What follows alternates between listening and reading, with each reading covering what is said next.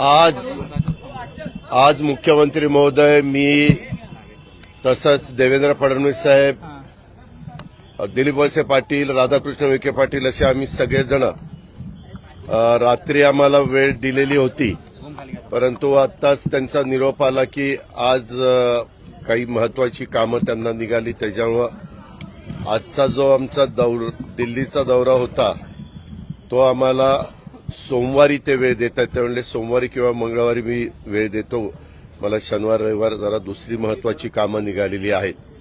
त्याच्यामध्ये 5 गोष्टीच्या करता आम्ही काल कॅबिनेटमध्ये चर्चा केली, मुख्यमंत्र्यांनी, उपमुख्यमंत्र्यांनी, आम्ही सगळ्यांनी. त्याच्यामध्ये एक तर आपला कांद्याचा प्रश्न, दुसरा इथेनॉलचा प्रश्न, तिसरा तुम्हाला माहिती असेल सभागृहामध्ये विदर्भ विकास मंडळ, मराठवाडा विकास मंडळ आणि उर्वरित महाराष्ट्र त्याच्याबद्दलचा प्रस्ताव गृह मंत्रालयामध्ये गेलाय, तो एक प्रश्न. असे 5-6 प्रश्न आम्ही त्याच्या संदर्भामध्ये घेतलेले होते आणि त्याप्रकारे त्या 5-6 प्रश्नाच्या निमित्तानं आम्ही गृहमंत्र्यांची भेट घेणार होतो. पण आता तुम्हालाही माहिती आहे की शनिवार रविवार सुट्टी असते, तर सोमवारी जाऊन त्या संदर्भातला ते म्हणले सोमवार किंवा मंगळवार. आम्ही त्यांना म्हणालो की जास्त करून सोमवारी झालं तर बरं होईल, म्हणजे आम्हाला जास्त ते सोयीचं होईल. तर ते म्हणले ठीक आहे, सोमवारी वेळ देण्याचा मी हे करतो, वेळ देण्याचं काम करतो. अशा पद्धतीनं ते झालेलं आहे. त्याच्यामुळे आज आमचा ते दिल्लीचा जो काही दौरा होता तो दौरा आता ह्या गोष्टीमुळं आम्ही पुढे ढकललेला आहे. बाकीच्या बाबतीतली कामं तर काल जवळपास 26 ते 27 विषय कॅबिनेटमध्ये घेतले गेले. बहुतेक तुम्हाला माहिती आहे की 4थं महिला धोरण आपण ह्या राज्यामध्ये लागू केलेलं आहे. फार विचारांती केलेलं आहे. पहिलं 94 ला आलं होतं, दुसरं 2004 ला आलं होतं, तिसरं 2009-14 ला आलं होतं आणि चौथं आपलं आता 2023 ला आलेलं आहे.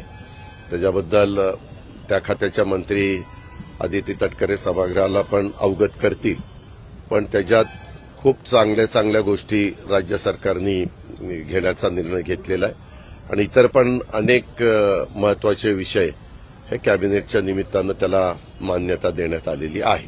छत्रपती संभाजीनगरमध्ये आज विद्यापीठ बंदचा निर्णय घेण्यात आलाय, त्या पद्धतीचं वक्तव्य तुमचं झालं हे का, मी त्याच्यामध्ये मागच सांगितलं, पुन्हा ते उकरून काढू नका. त्याच्यात काय फक्त काय दिवे लावणार एवढाच शब्द गेला, तो रेकॉर्डला आलेलाच नाही. आपणच त्या पद्धतीनं सांगितलं, कारण मी बसून बोललो का काय आता मला आठवत नाही, परंतु मी रेकॉर्डला बघितलं तर रेकॉर्डला ते शब्दच आला नाही. तरी देखील मी दिलगिरी व्यक्त केली. त्याच्या संदर्भात मी माझी भूमिका स्पष्ट मांडली. आता माझ्या विरोधक जे आहेत ते त्याचा बाऊ करण्याचा प्रयत्न करणारच. मी त्याच्यामध्ये असं काही आकाश पाताळ त्याच्यातनं एक झालेलं नाहीये. एखादी गोष्ट बोलत असताना फार काही असा अतिशय अपशब्द होता अशातलाही भाग नाही. त्याच्यामध्ये माझ्या दृष्टीने मी विषय तो संपवलेला आहे. पण माझे समोरचे विरोधक त्यांच्या कार्यकर्त्यांना काही ना काही इश्यू, जसं इथं पण अधिवेशन सुरू झाल्यानंतर एखाद्या ज्या विषयाच्या मध्ये तसं बघितलं तर फार तथ्य नव्हतं, परंतु त्याला इतकं असं वर नेण्याचा प्रयत्न केला की काही विचार न बोललेलं बरं. त्याच्यातनं ते झालेलं आहे. मला त्या गोष्टीला महत्व द्यायचं नाही. आपली परंपरा आहे, एखादी गोष्ट, एखादा शब्द जर वेगळा काही गेला तर आपण त्याच्यामध्ये दिलगिरी व्यक्त करतो, विषय संपवतो.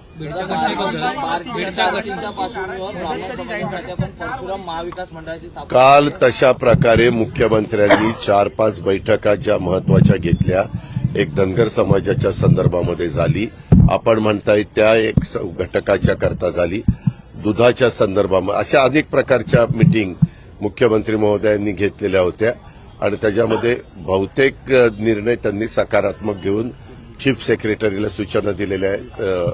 याच्याहीबद्दल काल संप सकाळी सुरू झाला होता, त्याही बद्दल मुख्यमंत्र्यांनी स्वतः काही त्यांना शब्द दिला आणि त्याच्यातनं कालचाही संप मिटला.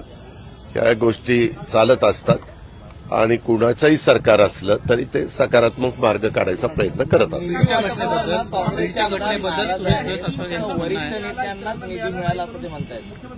नाही, त्यांनी कुणाला काय करायचं तो त्यांचा अधिकार आहे. कारण पूर्वी पण काँग्रेस, आम्ही सरकारमध्ये असताना सरकार चालवलेली आहेत. हे काय आजचं काम नाही, हे वर्षानुवर्ष चालत आलेली गोष्टी आहेत. आणि साधारण सगळ्यांनाच देण्याचा प्रयत्न केला जातो. आता कोण काही चुकून राहिलं असेल तर माहिती नाही, कारण राज्यकर्त्यांना संपूर्ण राज्य डोळ्यासमोर ठेवून हॅमची कामं असतील किंवा इतर पीडब्ल्यूडीची कामं असतील, ग्रामविकासची कामं असतील, नगरविकासची कामं असतील, जे जे सामाजिक न्याय विभाग असेल, अल्पसंख्याक विभाग असेल, ज्या ज्या विभागाच्या निमित्तानं तिथल्या जनतेला विकासाच्या दृष्टिकोनातनं निधी द्यावा लागतो, तो निधी देण्याचं काम सरकार म्हणून आम्ही केलेलं आहे. एकीकडे ओरड अशी येते की यांनी 55,520 कोटीच्या पुरवणी मागण्या दिल्या. मी त्याच्याबद्दल पण सुतवाची विधान परिषदेमध्ये त्या ठिकाणी केलं किंवा हेही कारणं त्याच्यामध्ये होती आणि त्याच्यामुळे 55,520 कोटीचं पुरवणी मागण्या सादर कराव्या लागल्या. आणि वर्षाच्या शेवटच्या अखेरीस म्हणजे इयर एंडिंगला त्याच्यामध्ये राज्य सरकारचे जे सेंट्रलनी घालून दिलेले जे काही नॉर्म्स आहेत त्या नॉर्म्सच्या बाहेर कुठेही न जाता जेवढी आर्थिक शिस्त त्याच्यामध्ये ठेवता येईल तो प्रयत्न सरकार म्हणून आम्ही सगळे करू. अर्थमंत्री म्हणून मी पण त्यात बारकाईने लक्ष त्या देईन. घटनेबद्दल बोलताना सुरेश दस यांचं असं म्हणणं आहे की तिथं मास्टरही नव्हता कोणी आणि माइंडही नव्हता. 18 ते 21 वर्षाच्या तरुणांना एकत्रित येऊन हे सगळा त्या संदर्भात सीसीटीव्ही कॅमेऱ्यामध्ये फोटो आलेले आहेत. ते तपास पोलीस खातं करतंय. त्यांना घेतल्यानंतर जसं परवा तुम्हाला माहिती आहे लोकसभेमध्ये झाल्यानंतर त्यांना पकडल्यानंतर त्याच्या पाठीमागे त्यांचं काय कल्पना होती, किती दिवसांचा प्रयत्न चाललेला होता, या सगळ्या गोष्टी पुढे येतात. तशा प्रकारे बीडच्याही बाबतीमध्ये चौकशी चालू आहे. माझं स्वतः गृहमंत्र्यांशी पण बोलणं झालेलं आहे किंवा ह्याच्यात कुठल्याही प्रकारे काय नक्की घडलेलं आहे, कुणामुळे हा एवढा उद्रेक झालेला आहे. ठराविकच घरं डोळ्यासमोर ठेवून, ठराविकच हॉटेल डोळ्यासमोर ठेवून, पक्षाचे कार्यालय डोळ्यासमोर ठेवून हे करण्यात आलेलं आहे. हे नक्की कुणाचा मास्टर माइंड आहे. आता प्रत्येकाची वेगवेगळी मतं पत्रकार मित्रांनो असू शकतात. तुम्ही पण थोडंसं एक प्रश्न विचारायला माझी विनंती आहे, तो तुमचा अधिकार आहे. परंतु हा असं म्हणला हे त्याच्याबद्दल तुमचं काय म्हणणं आहे, ते तसं म्हणला. आता दुनिया आहे, प्रत्येकजण कोण कोण काय काय बोलणार. त्यातल्या त्यात जे महत्वाचे लोक आहेत की ज्यांच्या बोलण्यानी एक लोक चर्चा करतात किंवा तुम्हाला पण डोक्यामध्ये संभ्रम निर्माण होतो, तेवढ्या पुरतं उत्तर दिलं तर ठीक आहे. बाकीचं काय, ह्यांनी ते विचारलं, त्यांनी ते ह्या स्वाभ्याने ते विचारलं, त्या गोव्याने ते विचारलं, त्याला काय अर्थ आहे. दादा, अवकाळी पावसामुळे नुकसानग्रस्त शेतकऱ्यांसाठी काय विशेष पॅकेज जाहीर करणार? विशेष पॅकेज राज्याचे प्रमुख हे अधिवेशन संपायच्या आत 100% महायुतीच्या सरकारच्या वतीनं जाहीर करणार आहेत. तशा पद्धतीनं प्लॅनिंग ठरलेलं आहे आणि त्याच्या अजून काही माहिती मागवण्याचं पण काम चाललेलं आहे. आणि मला विश्वास आहे की हे सर्वसामान्यांचं सरकार आहे. शेतकरी केंद्रबिंदू मानून ह्याच्यामध्ये एक मदत करण्याची भूमिका सरकारची राहणार आहे आणि ते जाहीर केल्यानंतर ते आपल्यालाही सगळ्यांना पाहायला मिळेल. पंचनामे पूर्ण झाले का दादा? सोबत तुमचं पंचनामे काही ठिकाणी राहिलेले होते, ते पंचनामे पण करण्याच्या सूचना मध्येच आम्ही सगळ्या जिल्हाधिकाऱ्यांची व्हीसी घेतली आणि नंतर चीफ सेक्रेटरीला पण सांगितलं की तुम्ही पण त्यांना सांगा. काही काही भागात माझ्याकडे तक्रार आली होती, अकोल्यामध्ये पंचनामे काही ठिकाणी करायचे राहिले. मी लगेच कलेक्टरला फोन केला. कलेक्टर म्हणले हो काही भागामध्ये आमचे राहिलेले होते पण आमचं काम आता चाललेलं आहे. त्यांना ठराविक वेळ दिलेला आहे, त्या वेळेत ते पंचनामे होऊन त्यांच्याकडे हे जिल्हाधिकाऱ्याकडनं विभागीय आयुक्ताकडनं आपल्या इथं आता मंत्रालय इकडे हे आल्यामुळं इकडे येतील. आता जुन्या पेन्शनच्या मागणीमध्ये सरकारी कर्मचाऱ्यांनी संप मागे घेतला आहे. मात्र या योजनेमुळे साधारणतः तिजोरीवर किती भार पडेल, वित्त विभागाला ते सोसणार आहे? ज्या वेळेस निर्णय होईल, मुख्यमंत्र्यांनी काय सांगितलं, जी समिती नेमलेली होती सुबोध कुमार, सुधीर श्रीवास्तव आणि बक्षी यांचा जो अहवाल आलेला आहे, समितीनं जो दिलेला आहे त्याच्याबद्दल आता कामगार नेते काही बसणार आहेत, आपले अधिकारी बसणार आहेत, तर ते चर्चा करून त्याच्यामध्ये मुख्यमंत्र्यांच्या समोर ह्या सगळ्या गोष्टी आणतील आणि त्याच्यानंतर मुख्यमंत्री त्याबद्दलचा निर्णय घेतील. शेवटी निर्णय घेत असताना आपण जो प्रश्न विचारलाय त्याचा सगळा साधक बाधक विचार करूनच निर्णय घ्यावा लागणार आहे. ही त्रिवार सत्य आहे आणि वेगवेगळ्या लोकांची त्याच्याबद्दल वेगवेगळी मतं आहेत. मध्ये आरबीआयनी पण सगळ्या राज्यांना त्याच्याबद्दल त्यांना जे वाटतं ते कळवलेलं आहे. ठीक आहे, आता प्रत्येकजण आपापल्या परीनं कळवतं. आणि वेगवेगळे राज्यकर्ते, वेगवेगळे शासन, त्यांनी पण निवडणुकीच्या निमित्तानं पण काही ठिकाणी स्वतःचं सरकार येण्याच्या करता आम्ही सरकार आमचं आल्यानंतर आम्ही जुनी पेन्शन लागू करू असं काही सांगितलेलं आहे. काहींनी डिक्लेअर केलं मागे त्यांची सरकार असताना. मी ती पण माहिती मागवण्याचा प्रयत्न केला की काय नक्की केले, जुनी पेन्शन म्हणजे कशा पद्धतीनं त्यांनी दिलेली आहे. परंतु तशा प्रकारचे कुठलेही आमच्याकडे, कारण काय झाले ते 2032 पासून ते लागू म्हणजे द्यायला सुरुवात होणार आहे. त्याच्यामुळे तिथं काही असं ठोस आम्हाला काही पाहायला मिळालेलं नाही. तरी देखील आम्ही परवा ती जी काही समिती नेमलेली आहे त्यांना सांगितलं की तुम्ही पण देशामध्ये जी काही राज्य आहेत आणि त्यांनी जाहीर केलेले त्याचा पण काय साधारण काय विचार त्यांनी केलेला आहे तो पण आम्हाला सांगण्याचा प्रयत्न करा. मागासवर्गीय आयोगातील सदस्यांसोबत तुमचं काही बोलणं झालं का? माझं कुणाशीही बोलणं झालेलं नाही.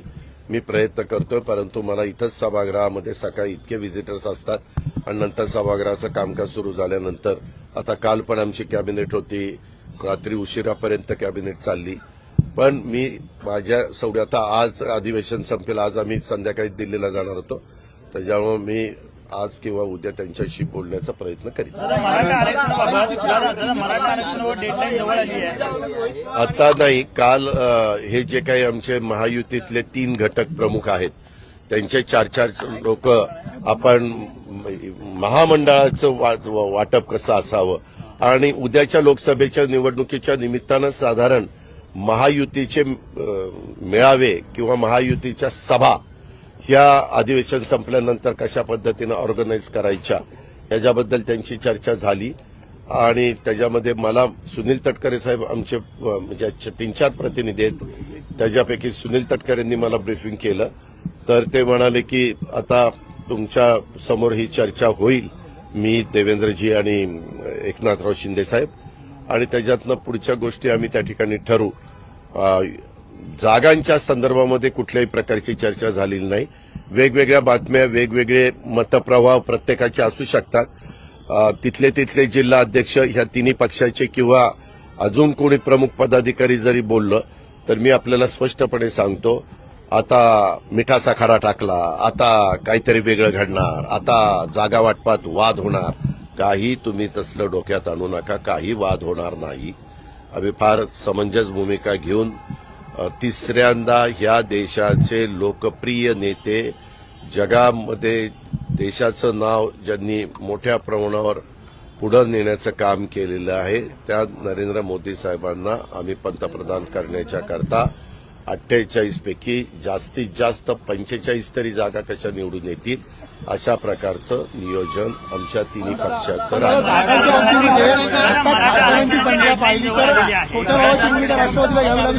काही नाही. छोटा नाही, मधला नाही, धाकटा नाही, खूप मोठा नाही, काही नाही, सगळं व्यवस्थित करू. मराठा आरक्षणाची डेडलाईन जवळ आलेली आहे, चर्चा सभागृहात आहे, कधी भूमिका मांडणार आहे? मांडणार. चर्चा नेहमी कुठल्याही गोष्टीची चर्चा हे थांबवायची नसते. चर्चेतनं नवीन गोष्टी पुढे येत असतात आणि स्वतः राज्याच्या प्रमुखांनी दसऱ्याच्या शुभमुहूर्तावर शिवाय मुंबईसारख्या आर्थिक राजधानीमध्ये छत्रपती शिवाजी महाराजांची शपथ घेऊन सांगितलेलं तुम्ही काळजी करू नका. कोणाला मिळणार आहे? दादा, राम शिंदे आणि रोहित पवारांमध्ये एकंदरीत एमआयडीसीच्या मुद्द्यावरून जुमतेली पाहायला मिळत आहेत. मग मी काय करू? तो मुद्दा सुटलेला दिसत नाहीये. हो का? राम शिंदे साहेब सांगतील तशा पद्धतीने तो मुद्दा सुटेल.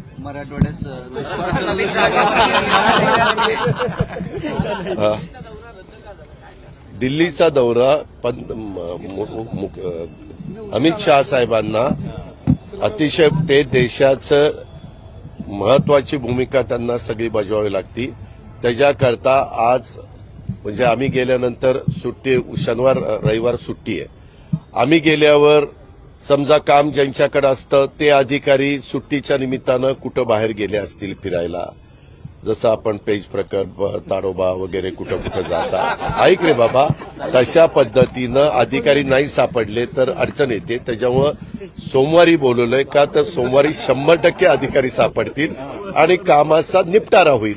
त्याकरता सांगितलं. ज्या ठिकाणी प्रस्तावित कर्जत जी एमआयडीसी आहे, ज्या ठिकाणी प्रस्तावित होती त्या ठिकाणी नीरव मोदीची जमीन आहे आणि त्याच ठिकाणी रोहित पवार आग्रह नीरव मोदी गेला तिकडे कुठं निघून. तुम्ही काही काळजी करू नका. आता तो इथं येण्याची परिस्थिती फार कमी आहे आणि आला तर त्याच्यावर रितसर कारवाई होईल.